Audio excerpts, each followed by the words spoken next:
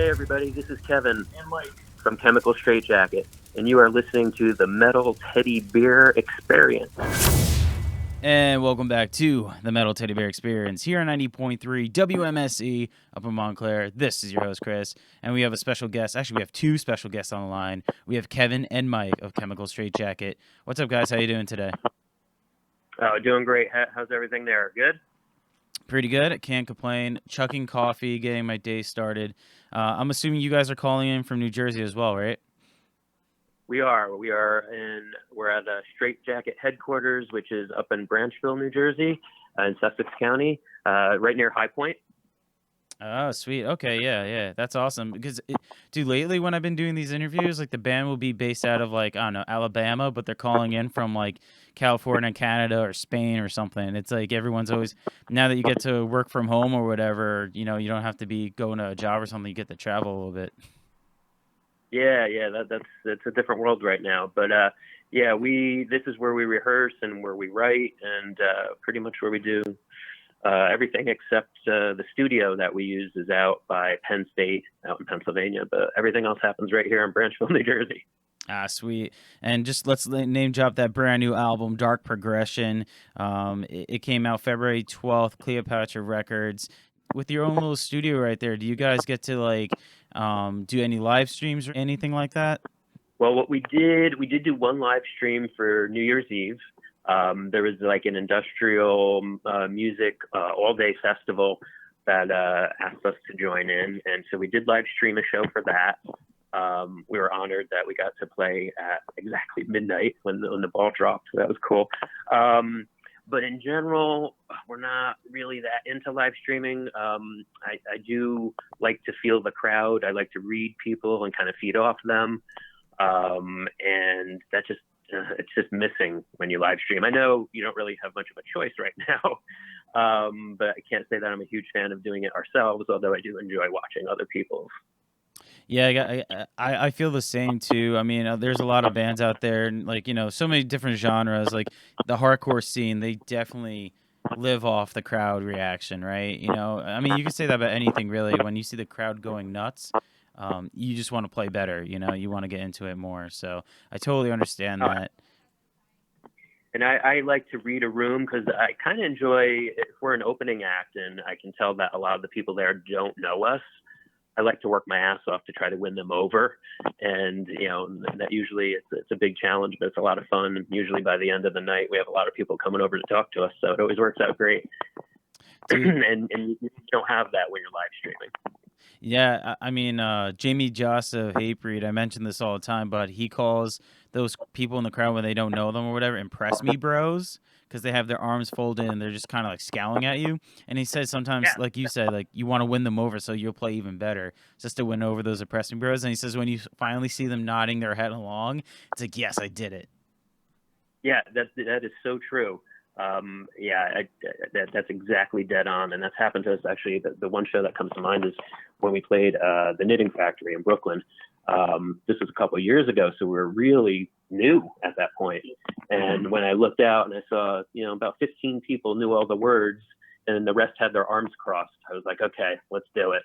And by the end, everybody was bopping around, so that was a great day. Oh yeah, and that's a great venue. Shout out to the Knitting Factory. Yeah, great place. We love it. Speaking about the record, you have 17 tracks on this, a 17-track onslaught, if you want to put it like that. And I feel like you guys have a lot of styles going on there. You hear some like punk vibes, you know, that industrial vibe. You get pretty heavy at some points with like some metal vibes. So what were your influences going into this record compared to the previous records? Yeah, no, that's a great question. Our influences actually didn't change. What changed was our attitude. And we decided that already with our first two releases, we kind of didn't fit in very well in the industrial world because industrial has really gone more toward like laptop performances with, heavy dance beats, which, it wasn't always like that. So we were kind of doing more like a vintage amalgam of industrial, which a lot of people kind of weren't getting. So on this album, we made a conscientious decision that we weren't going to try to fit any genre at all. And we were just going to let all of our influences just wherever it goes, it goes. Our drummer Ian is like a total. Punk is his thing. He loves punk, Bad Religion, bands like that. Mike is our metal guy. He knows metal really well. He loves metal, and I'm the industrial / synth guy. So we just, wherever the song went, if Mike threw down a riff and it was very metal sounding, like on Syrinx Is Gone, then that's the direction that the song went in. And we said, we don't care if the album has a ton of different vibes to it, as long as it sounds like us overall. But we definitely weren't going to try to fit any genre. Well, it's actually funny that you mentioned track number 9, Syrinx Is Gone, because that's the one that kind of stood out to me the most, in my opinion. Like, I'm more of a metal guy, straight up. I love anything from Metallica, Slipknot, Gojira, and stuff like that, too. So when I heard that track, it kind of did stand out to me. Which tracks actually stood out to you guys? Which one, like, for you, Kevin, for you, Mike, which one actually, like, stood out to you the most? Let Mike take that first, Ted. Yeah, I mean, the one that I really enjoy listening to the most is Capesius. I just think it's a really nice blend of kind of like an industrial dance type beat. It's got the guitar layers in it, and it's got a really dark theme to the song. It's about a pharmacist from the Holocaust, and so it's a mesh of all different types of sounds and themes. So that's my favorite of the album. It's funny, my favorite changes from week to week. But if I had to pick a consistent favorite, I'd probably go with Wrecking Machine. Just because it's got that groove, that upbeat groove that I like so much. Yet it still has a nice representation of a dirty guitar line that Mike added to it. So I think it shows both of the blending of our worlds, which is really kind of the blueprint of this album. Is Mike would throw down, like you said, you like Syrinx. Mike came over and he was just playing that, and I was like, oh yeah, that's great. So I recorded it, and then I programmed the rest around it, and that's why it has such a metal feel to it. And then a song like Wrecking Machine would be where I'm primarily doing the programming, and then I present it to Mike to add his guitar to. So you do get the blending of the two worlds for sure.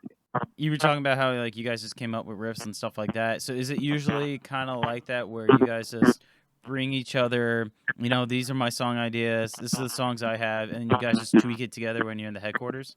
I would say more or less, yeah, that's probably how it works. I usually have a lot of sets of lyrics on hand, things that I've thought about and written out, and I have rough ideas of lyrical structure. And then, sometimes I'll come up with a keyboard riff, a couple loops that I want to build a song around.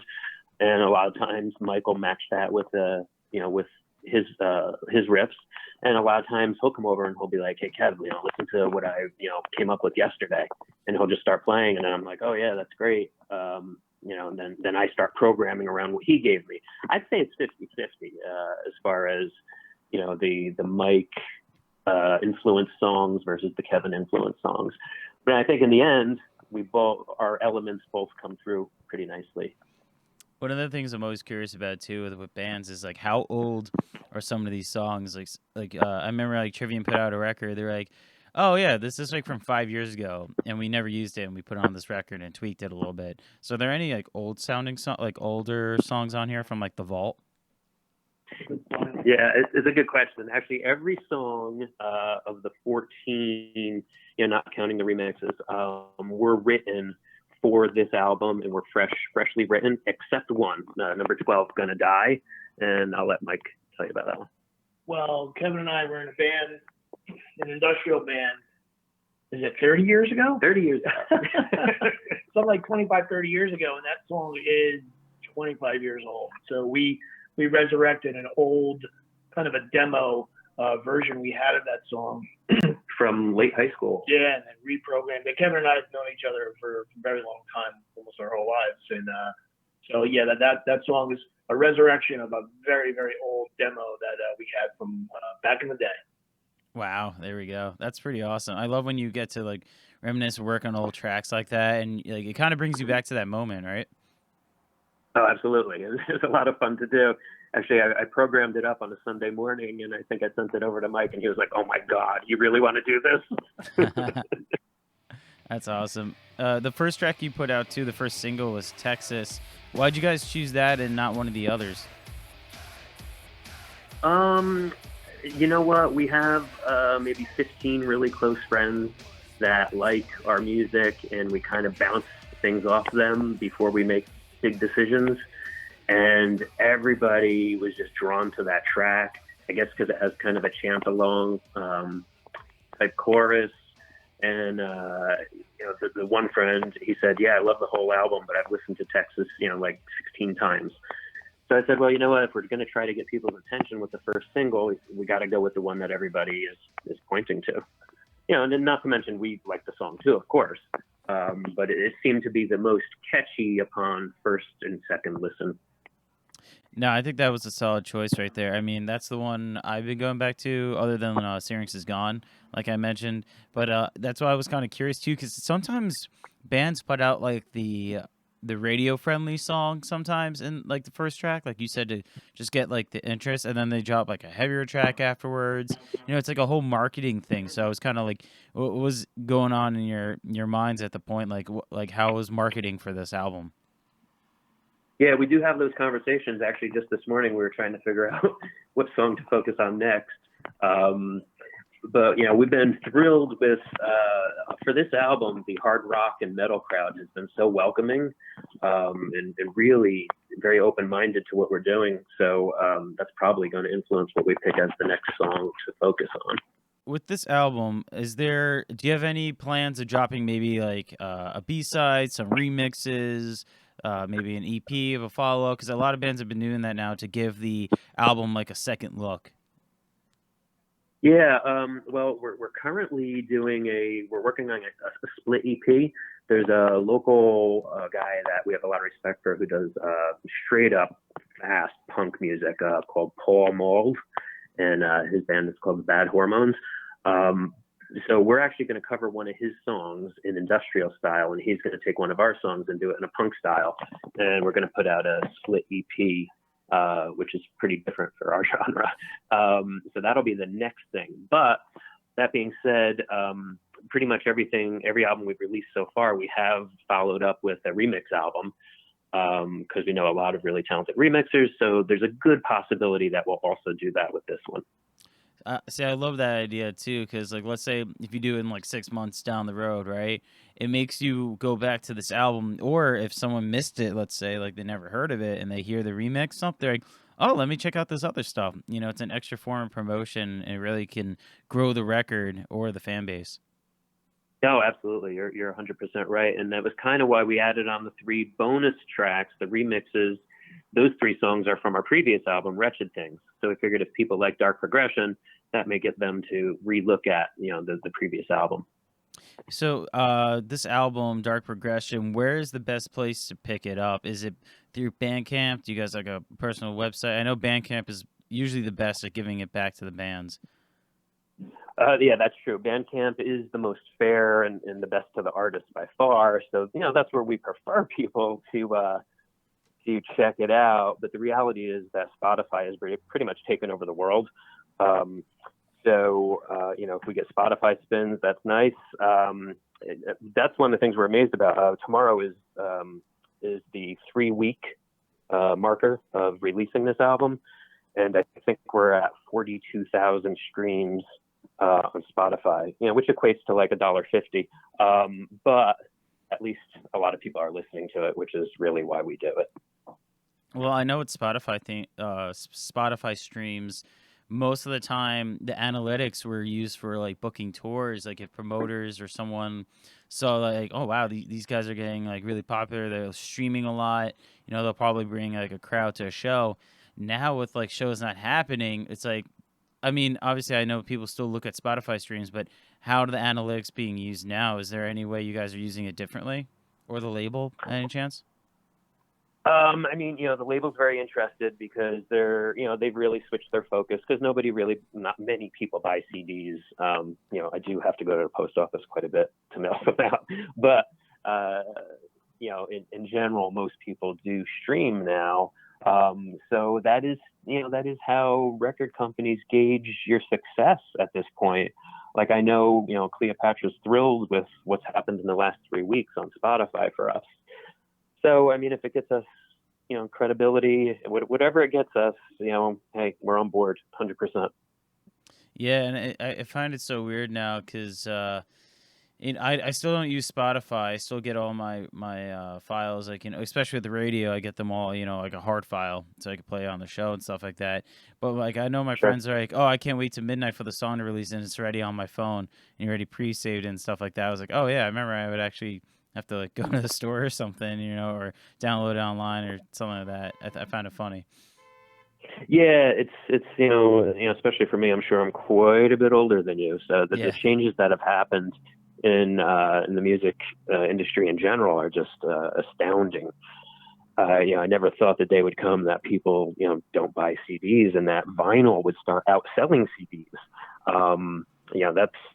That's just shocking that people are going back to vinyl, which, we're pressing vinyl for Dark Progression. You do what you got to do. So that'll be coming out. The vinyl takes a while to make, so we're probably looking at about 3 months or so until the vinyl comes out. But yeah, it's a different world. It's very strange. Yeah, the vinyl thing, I feel like people don't listen to it though. I mean, I could be wrong, but I feel like most of the time it's just collectors because they're usually that's what I thought too. I feel like people they want the big piece of art, I guess. I'm lucky. I think that the artwork on this album is really nice. So if that sells the vinyl, then great. But yeah, I don't picture many people actually taking the vinyl out and putting it on a turntable. Yeah, I mean, personally for me, I remember Mastodon's Crack the Sky. I love that artwork so much. I bought the vinyl. So like you said, you had it like a big picture of it. I mean, you could really just buy a poster at that point. But the vinyl is really cool to have and all that. I know my friend does he buys 2 copies of the album. One he won't open at all, and one he will open and use. So he has like a pristine copy of it. And then if he ever wants to sell it when it gets like, if it's limited edition kind of thing, like a band like Between the Buried and Me is saying that their sales have skyrocketed since they've been doing limited edition of stuff. Not only just vinyl, but like they do limited edition like coffee mugs, limited edition shirts for like their live streams. Like if you're listening to this live stream, you buy this shirt now, it won't be available again. And they said that it's actually been skyrocketing sales. Oh, that's interesting. Yeah. I guess it's a whole art to trying to monetize because basically you lose money by making an album. I mean, between the production and the studio time, if you're doing it, if you're not recording it in your basement, it is an investment, and there's just no way. I actually just read an article the other day. I love Gary Newman, synth guy. So Gary Newman still puts out great material, even though most people just know him for the song Cars back in the 80s. But he had a song last year that got 1 million streams on Spotify, and he got a check for $35. Wow. Seriously. So, I mean, to make that song, number one, it's a lifetime of work and experience and practice.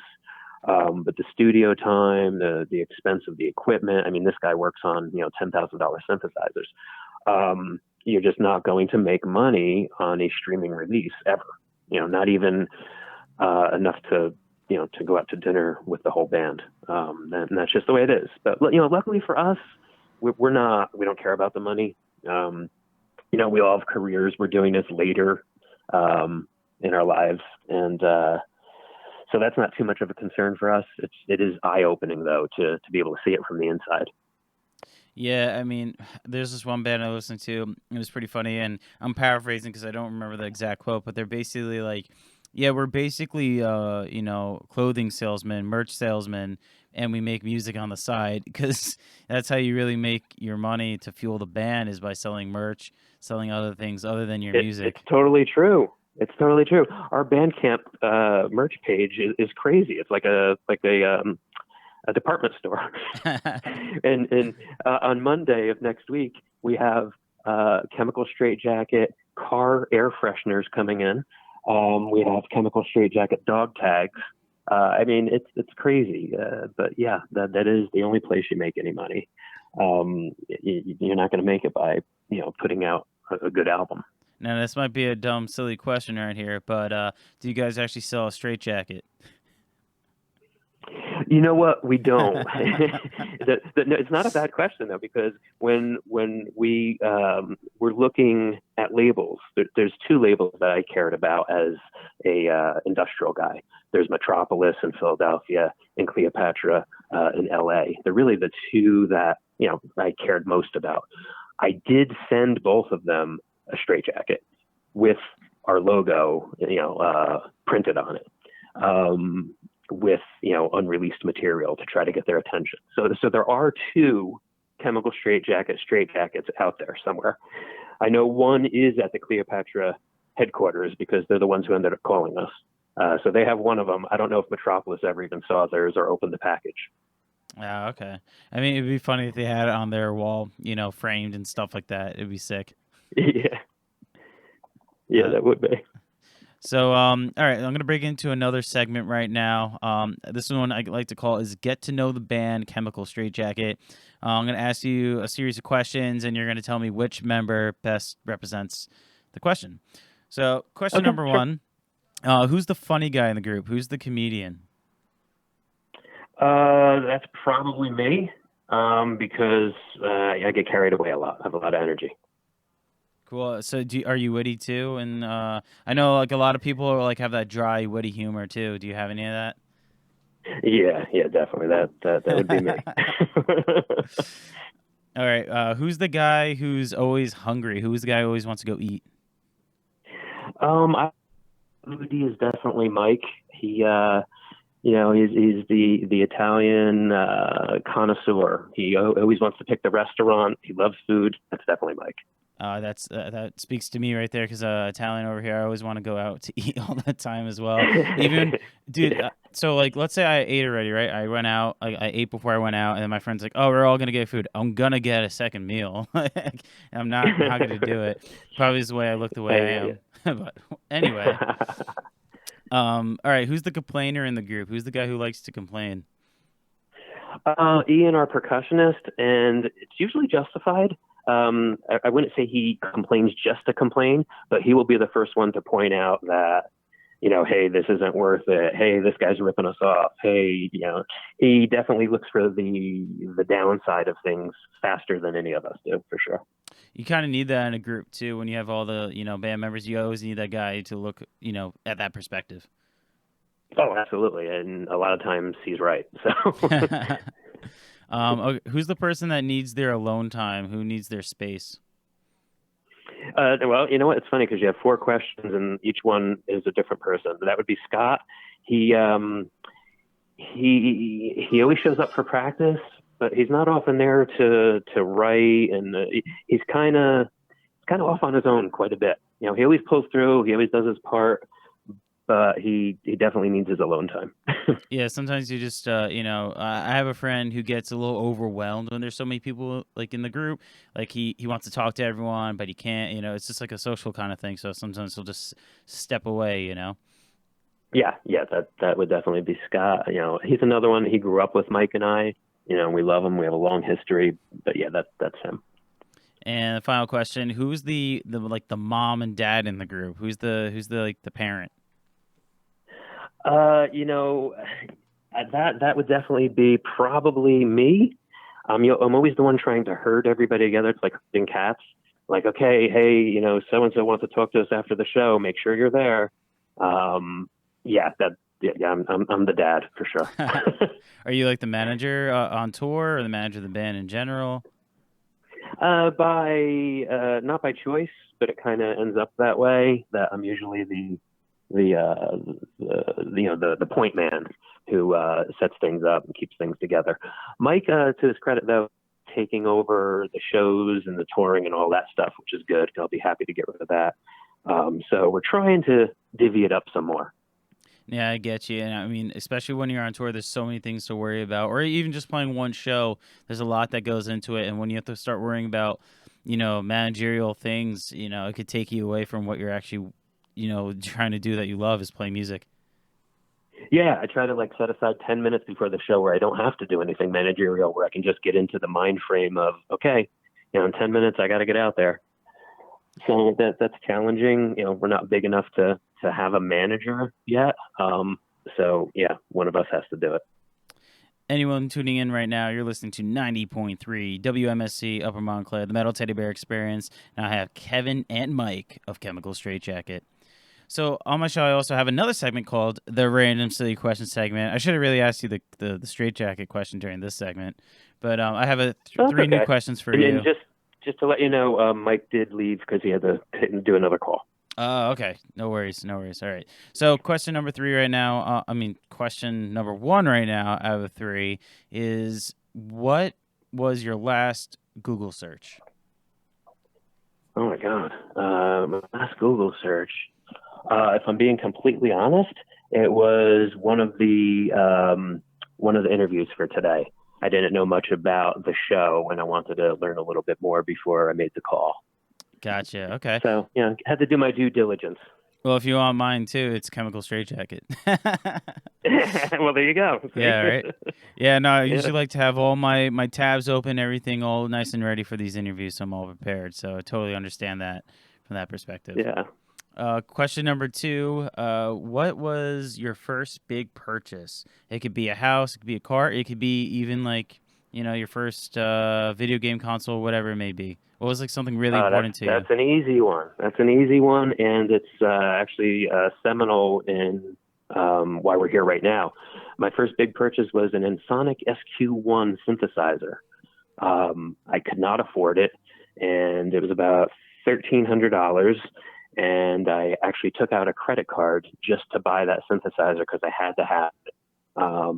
And then my dad found out, and that didn't get received too well. But I demoed the thing in a music store back when I was at Rutgers, and I was like, oh man, I have to own this thing. And that's what got us to start our first band. And when we kind of reformed and made Chemical Straitjacket, I downloaded all the original patches from the Ensoniq SQ1 to make our first album because I wanted it to sound like where we left off 25 years before. Wow, that's pretty awesome. I mean, I kind of feel the same with my guitar, although I was lucky enough. I've been eyeing it for so long that eventually went down to like discontinue, kind of like clearance. So I got it for half price. So it went down to $600 instead of $1,200. So nice. Yeah, that's how long I was looking at it for. It's a ESP AX400. I love that thing. It's the one Max Cavalera used to use. Oh, sweet. Very nice. Yeah. Cool. Question number 3. This one's a little fun one. How much sawdust could you put on a Rice Krispie before someone would notice? How much could you? I'm thinking probably about 2 grams until someone would notice it. I think the 3rd gram, that's it, man. Everybody's going to like freak out. But you can get away with 2. That I know. I see that we were discussing that too. My friend's like maybe like a spoonful. My friend was like, I don't know, I think like at least 3 grams. It's just like it makes you think. It's like if the person's really hungry and they don't care, it's like they're just gonna throw it in the mouth. And 2, it's like my friend's like, what happens if you're eating it late at night? You don't know. It's funny. No way a spoonful. No, I'm with your friend who said 3 grams, although I think that's the limit. Yeah, I would agree with that. The 3. I put 2. Just to be, the in-between guy. It's like Price is Right? Yeah, nice. All right, so before I let you go, this was a lot of fun. I appreciate this so much. Again, what was the best place for the band, for the fans to support you guys in Chemical Straitjacket? Our Bandcamp page is probably the best because you can listen to the album. You can stream it there, for free. I think they let you listen like 3 times or something until you have to make a purchase. But you can download it there for a very reasonable price. You can order the physical CD. You can see our merch. So, Chemical Straitjacket on bandcamp.com is the preferred place to go for sure. But, of course, it's everywhere. It's, on Amazon and iTunes and everywhere else you would expect it to be. And what are there any upcoming plans? I know you guys said you're not really into live streaming, but maybe you have something planned, anything the fans could look forward to?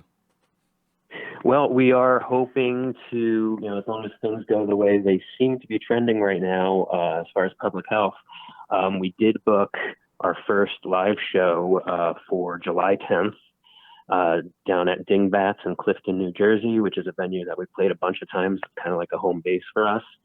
So we're hoping that happens. And if things keep going that way, we are looking at late summer doing like a mini tour. We were invited to come out to Ohio. We were invited to go up to Buffalo. So we're trying to plan out a nice swing through those areas. Quick question, actually. Did you play with Voodoo Terra Tribe at Dingbats before?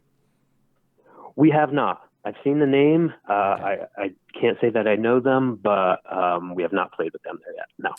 They were, because this is going back like I don't know how many years, but I remember I saw Voodoo Terra Tribe there at Dingbats. Shout out to that awesome venue, by the way.